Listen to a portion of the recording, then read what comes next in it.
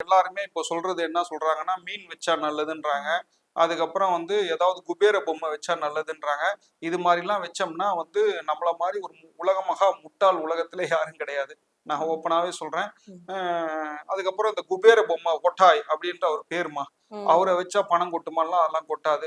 ம். மந்திரத்தில் மாங்காய் காய்க்காதும்மா. நம்ம ஓகே. உழைப்ப மட்டும் தான் நம்பணும். ம். அ ஓரளவுக்கு வாஸ்து பார்த்துக்கலாம்மா. ஓகே. வேற நான் வந்து சார், நான் வந்து சும்மா நான் வெள்ளிக்கிழமை ஆனா பூஜை போட்டுக்கிறேன்னா, தாராளமா பண்ணுங்க. ம். சுவாமி கும்பிடுறது தவறு இல்ல. ம். என்னுடைய பிசினஸ் நல்லா நடக்கணும் கடவுளேன்னு சொல்லிட்டு, உங்க பிசினஸ்ல கான்சன்ட்ரேட் பண்ணுங்க. மத்தபடி யந்திரம், தகிடு, அ எனர்ஜைஸர் இது மாதிரியான எந்த விஷயங்களும் ம். அ நம்மளுடைய பிசினஸ்க்கு வேலை ஆகாது. குறிப்பா ஒரு விஷயம், ஒரு மிகப்பெரிய பிசினஸ் கம்பெனி வச்சிருக்கோம்னா, அந்த கம்பெனிக்குள்ள கோவில் வரக்கூடாதும்மா. ஓஹோ!